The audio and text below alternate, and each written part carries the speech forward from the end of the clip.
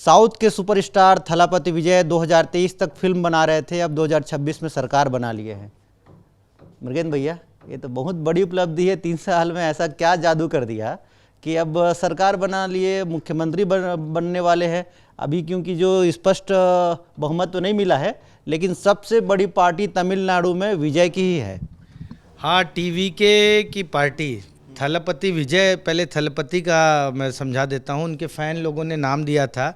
थलपति मतलब होता है लीडर, कमांडर। तो जो है थलपति जो है कमांडर शब्द उसके समर्थकों ने बहुत पहले दे दिया था।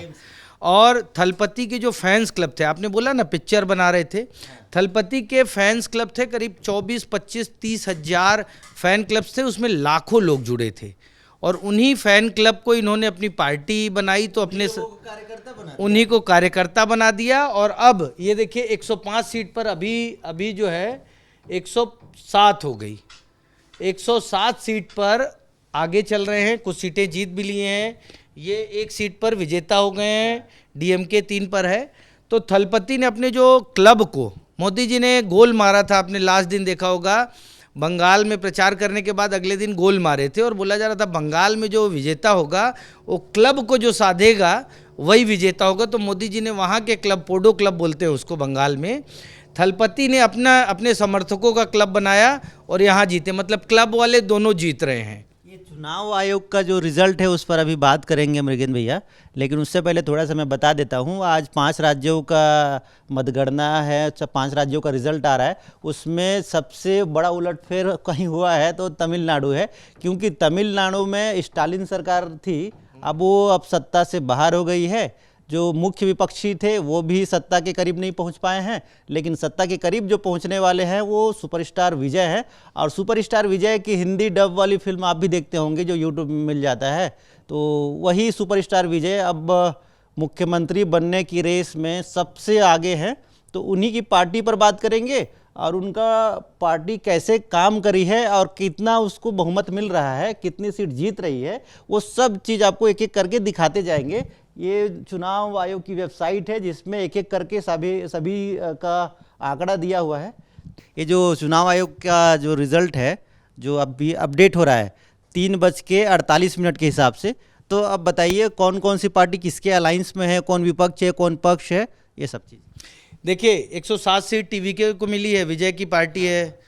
डीएमके जो स्टालिन की पार्टी है उसको 59 सेकेंड पोजीशन पे। अभी इससे पहले हम जब चर्चा कर रहे थे टीवी में भी तमाम जगहों पे, तो डीएमके तीसरे नंबर पे थी, उस हिसाब से हाँ सरकार में थी एआईडीएमके।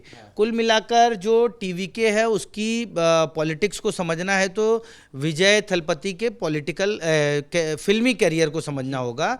वो फिल्में बनाते थे, चाइल्ड आर्टिस्ट थे, उनका लगभग 35 साल का अपना पिक्चर का, फिल्मों का वो था।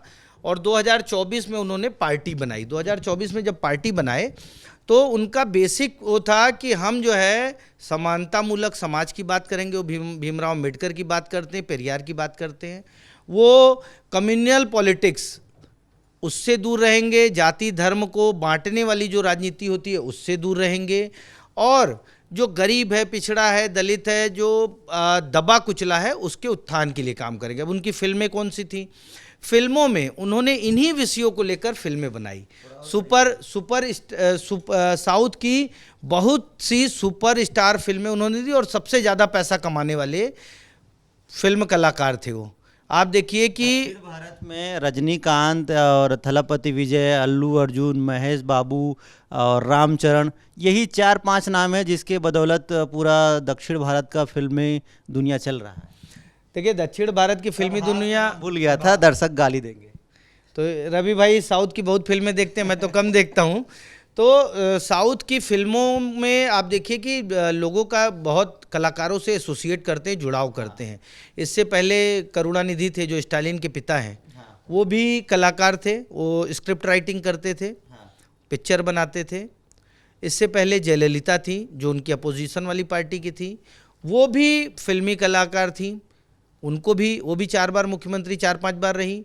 करुणानिधि 4-5 बार मुख्यमंत्री हुए, एमटीआर हुए, और तमाम लोग जो है आप देखिए इनकी पूरी पॉलिटिक्स फिल्मों, साउथ में तमिलनाडु खास तौर पे फिल्मी कलाकार ही उसको रूल करते आए हैं, तो ये बहुत है। लेकिन कांग्रेस बीजेपी का खेल नहीं है। यहाँ बीजेपी का कोई खेल नहीं है। कांग्रेस कुछ सीटें जीतती है, अभी 4-5 सीटें मेरे हिसाब से बढ़त बनाई होगी कांग्रेस, ज़्यादा नहीं है। ये इंडियन नेशनल कांग्रेस 5 सीटें हैं, 1 सीट जीती है।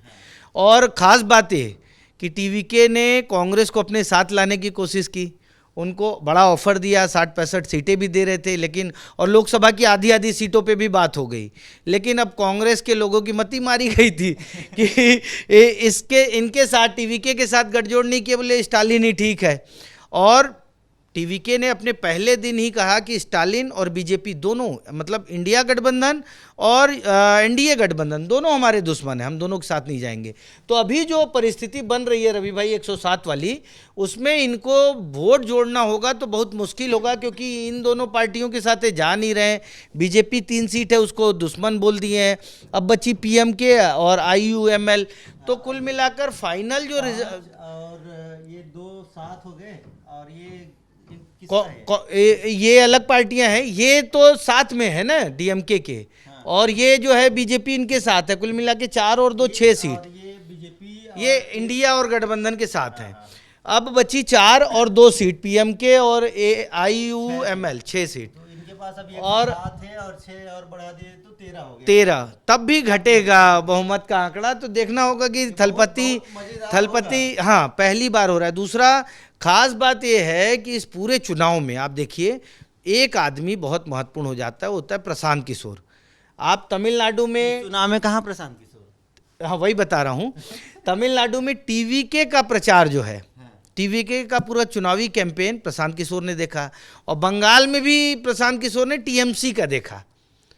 टीएमसी वहाँ हार रही है, यहाँ ये जीत रहे हैं। कुल मिला के अपनी उपयोगिता, क्योंकि जन स्वराज पार्टी बनाने के बाद उनकी इमेज जो थी वो ये हुआ कि लोगों को बोलते हैं हम चुनाव जिताते हैं, और बिहार में बहुत बुरी तरह हारे।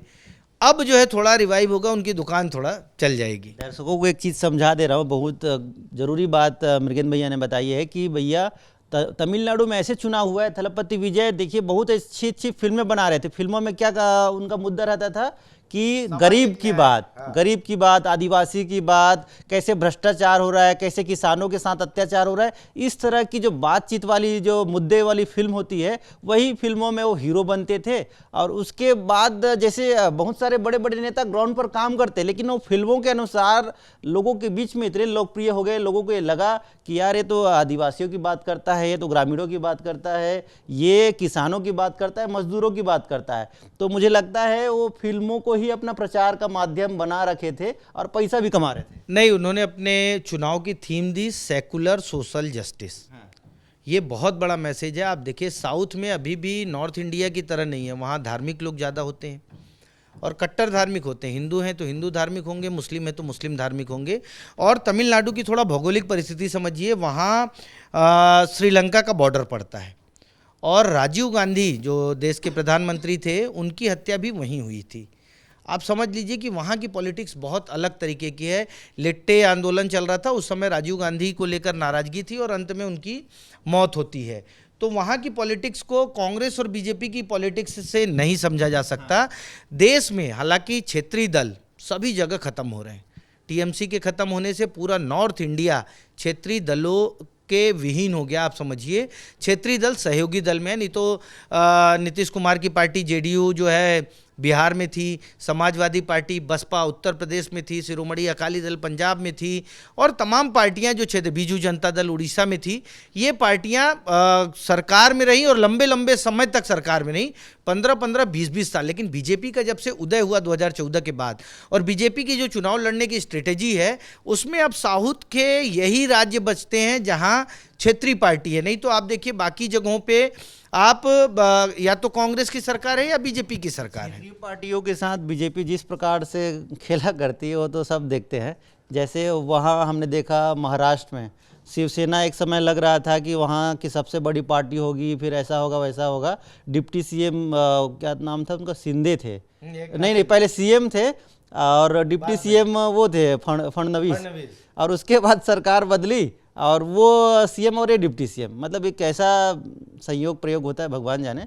बाकी इनका जो वोट परसेंटेज है उसको दिखा एक देते चीज हैं। और बोलूंगा मैं, दुनिया भर के एग्जिट पोल आए, सब एग्जिट पोल ने टीवीके को 10% से ज़्यादा वोट नहीं दिया, और सबका ये अनुमान था कि 10 से 12, 15 और बहुत गए तो 20 सीट। लेकिन अभी जो 105-7 सीट पर बढ़त बनाए हुए हैं, वो बताता है कि तमिलनाडु के एग्जिट पोल को किसी भी कंपनी ने, संस्था ने सही नहीं पकड़ा, बल्कि बंगाल का एग्जिट पोल सही हो गया, असम का एग्जिट पोल सही हो गया, केरल का एग्जिट पोल सही हो गया, ये तमिलनाडु का नहीं समझ पाए। हो सकता है उनकी कोई मजबूरी रही हो। मैं ये जानना चाहता हूँ कि 107 से 117-18 तक ये पहुँच पाएगी ये रामरात तक? मुझे बहुत ज़्यादा उम्मीद नहीं। अभी हम लोग देख रहे थे डाटा, तो जो ये अपनी दूसरी पार्टी है डीएमके के कैंडिडेट जो अभी 60 दिखा रहे हैं, उसमें जो हार जीत का मतलब बढ़त जो है ना, वो मार्जिन जो है वो बहुत कम नहीं है, 100, 200, 500 नहीं है, ये 5000, 3000, 2000 है। और इस मार्जिन को क्योंकि 12 से 17 चरण का काउंटिंग का रिजल्ट आ गया है, तो मुझे नहीं लगता कि इस आंकड़े में 1-2 सीटें आगे पीछे हो सकती हैं, और बहुत ज़्यादा अंतर नहीं होगा, 1-2 इनकी बढ़ जाएंगी, 1-2 इनकी घट जाएंगी। मैं ना दर्शकों को ये दिखाना चाहता हूँ भैया कि और आप देखिए कि एमके स्टालिन अभी पीछे चल रहे हैं। हाँ, एमके स्टालिन जो प्रदेश के मुख्यमंत्री हैं, बहुत एग्रेसिव कैंपेन किया उन्होंने, बहुत पीछे चल रहे हैं जी। पकड़ लीजिए, मैं थोड़ा सा निकाल ले रहा हूँ। नहीं, आप निकालिए। वो विजय का विधानसभा में क्या परफॉर्मेंस है वो दिखा। विजय तो जीत की ओर है, बहुत लंबा मार्जिन आ गया विजय का। विजय की विधानसभा को आप खोजना चाह रहे हैं? हाँ हाँ हाँ, अच्छा अच्छा, पकड़े रहिए। कौन सा था इनका? ये है तिरुचिपल्ली ईस्ट, ये है विजय का। ये देखिए 22 में से सिर्फ 11 राउंड हुए हैं। अभी। ये तो निर्वाचन आयोग की साइट पे अपन बता रहे हैं, लेकिन इनका बढ़त देखिए 13,879 वोट का हो गया है, और ये कुल टोटल 44,000 वोट मिला है। 44,978 वोट मिला है, और इनको मिला 31,000, और जो AIDMK के हैं उनको 11,000 कुछ वोट मिला है। तो आप समझ सकते हैं कि ये बहुत बड़ी मार्जिन होती है। अभी 11वें राउंड की यहाँ अपन गणना बता रहे हैं, लेकिन ये अब तक 16 या 15 राउंड हो गया होगा, और जो सब विजय जो हैं वो आगे बढ़ते नजर आ रहे हैं। थोड़ा बैक कर दीजिए, तब तक मैं इसको पकड़ लेता हूँ। देखिए, हमारा मकसद है कि जिसकी आप फिल्में देखते हैं, जिसको आप पसंद करते हैं, उसका जब राजनीति में आ जाते हैं तो फिर कैसे काम करते हैं, कैसे उनका अभियान चलता है, कैसे प्रचार चलता है, और कैसे 2 साल में ही सरकार बनाने लायक काम कर जाते हैं, ये समझाना और समझना बहुत ज़रूरी था। कितनी सीट जीत गई है?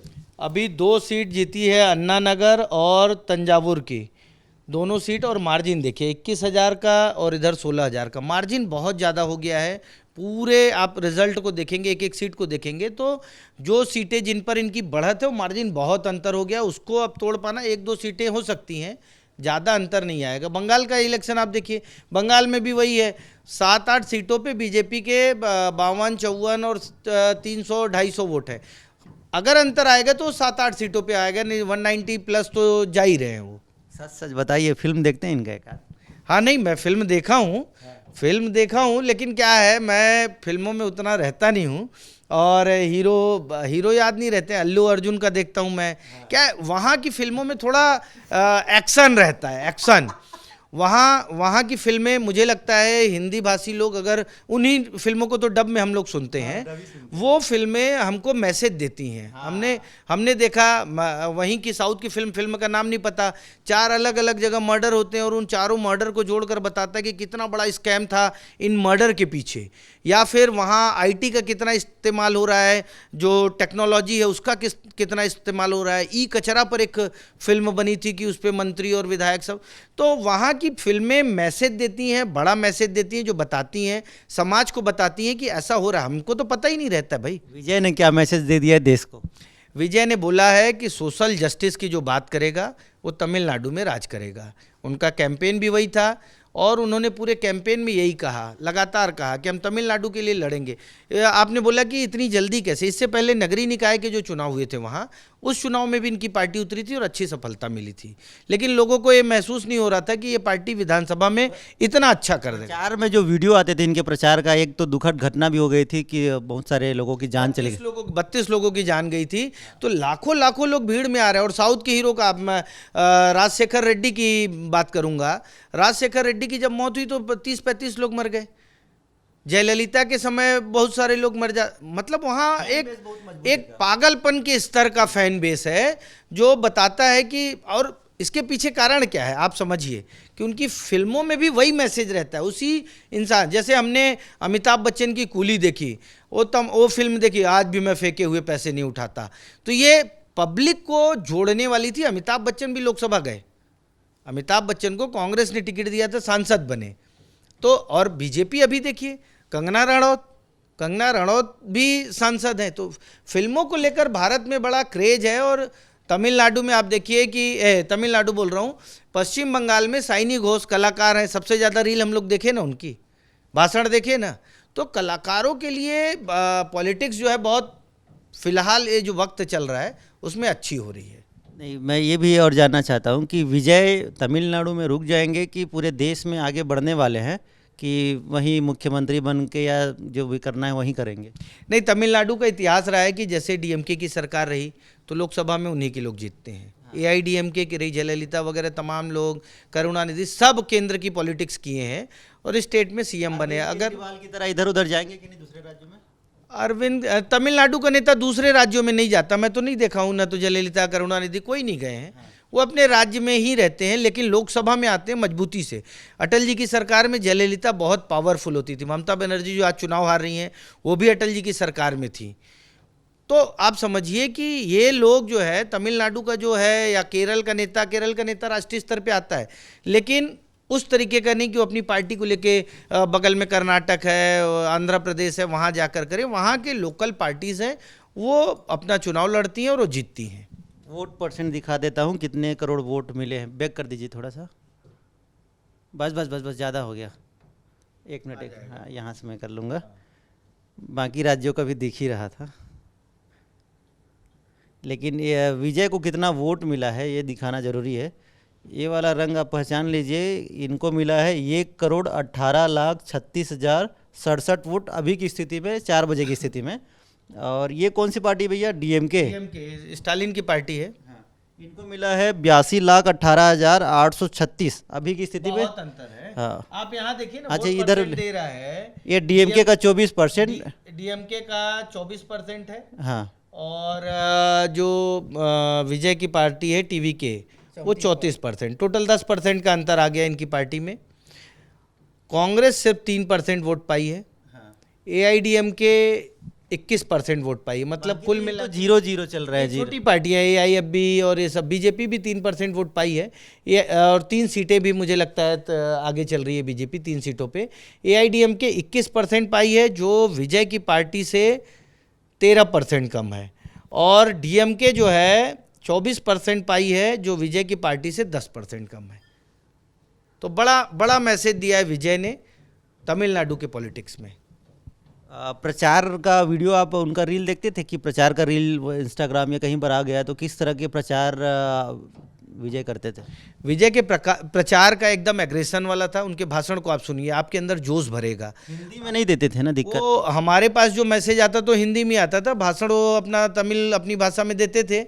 एआई, इस चुनाव को आप समझिए एआई ने, मैं स्टालिन के भाषण सुना, स्टालिन का भाषण हिंदी में आ रहा था कि मैं देश की अखंडता एकता के लिए लड़ता रहूंगा और बीजेपी से ये करूंगा वो करूंगा, तमाम बातें कही जो एक पॉलिटिकल पार्टी कहती है। वैसे ही विजय के जो रील आते थे वो भी हिंदी में हमको दिखते थे। एआई का बहुत अच्छा इस चुनाव में उपयोग हुआ है और मुझे लगता है आने वाले समय में ये बहुत अच्छा होगा उन लोगों के लिए जो क्षेत्रीय भाषा, चाहे तमिल हो, तेलुगु हो, कन्नड़ हो, मलयाली हो, इसको नहीं समझ पाते हैं, तो वो समझ सकते हैं एआई में जब उनके भाषण हिंदी में आने लगे। विजय की विचारधारा बीजेपी तरफ जाएगी या कांग्रेस तरफ जाएगी? मतलब राष्ट्रीय पार्टी से अगर कनेक्ट करें तो? नहीं, विजय ने साफ कर दिया है कि हमको न इंडिया गठबंधन में जाना है न एनडीए में जाना है। मतलब वो है, लेकिन सरकार बनाना है और अगर सीट कम होती है तो कौन लोग होंगे? अब 5 सीट है कांग्रेस की, कांग्रेस डीएमके के साथ है, तो मान लीजिए कि कांग्रेस अगर उसको छोड़कर इनके साथ आती है आमतौर पे कांग्रेस का चरित्र ऐसा रहा नहीं है। कांग्रेस अब विजय तो बोल रहे थे ना हमारे साथ गठजोड़ करो, 60-70 सीटें भी दे रहे थे, तब भी नहीं लड़े, 35 सीटों पे लड़े हैं। आप समझिए कि कांग्रेस के रणनीतिकार निहायत ही, अब मैं कहूँगा कि अव्वल दर्जे के पॉलिटिकल मूर्ख हैं। आप समझिए इसको कि एक आदमी आपको ऑफर दे रहा है, आप समझ ही नहीं पा रहे हो पॉलिटिकल। इसी चीज़ में बीजेपी बहुत आगे रहती है। उसको पता है कि ये आदमी भविष्य में आगे बढ़ेगा, इसको साथ लो, ये आदमी डाउन होगा, इसको छोड़ दो। ममता बनर्जी भी तो कभी बीजेपी के साथ थी, एक समय आया छोड़ दिए, चुनाव लड़े, 2 सीट 77 सीट और आज 190 पार जा रहे हैं। तो बीजेपी की तरह सोचने वाले लोग कांग्रेस में नहीं है जो ये बताएं कि आप जो है, अब असम का चुनाव लीजिए, प्रियंका गांधी को उतार दिए, क्या स्थिति हुई, पिछले चुनाव से भी कम सीट आ रही है। तो आप समझ नहीं पा रही है कांग्रेस की आज का देश क्या चाहता है। और एक चीज़ बताऊंगा मैं, टीएमसी और कांग्रेस रुकेंगे नहीं मुझे लगता है। असम और बंगाल चुनाव में टीएमसी और कांग्रेस के 24 सीटों पे बढ़त दिखा रही थी, उसमें 13 कैंडिडेट मुस्लिम है। मतलब आप हिंदू मुस्लिम की पॉलिटिक्स में आप उस लेवल पे आ गए हो कि कांग्रेस तो मुस्लिमों वाली पार्टी है। ये जो मैसेज देने में बीजेपी कामयाब है, बहुत बड़ा मैसेज है। टीएमसी के भी जो 90-92 दिख रहे हैं, उसमें 25-30 मुस्लिम है। तो आप समझ लीजिए कि पॉलिटिक्स को किस तरह से पोलराइज किया गया, अपने मैसेज को दिया गया है और वोटर से वोट लिया गया है। ठीक है, तो कैमरे के पीछे हमारे अखिलेश भैया है और मुकेश भैया है, और हमने लगभग पूरा विश्लेषण कर दिया है। आपको लगता है कि इसमें कुछ छूट गया है तो कमेंट करके लिख दीजिएगा, एक और वीडियो बनाएंगे तो उसमें जोड़ देंगे। और सबसे जो बड़ी बात थी कि हीरो भी अब राजनेता बन सकता है, फिल्म में ही नहीं रियल में बन सकता है, वो साबित कर दिया है साउथ के सुपरस्टार विजय थलपति ने।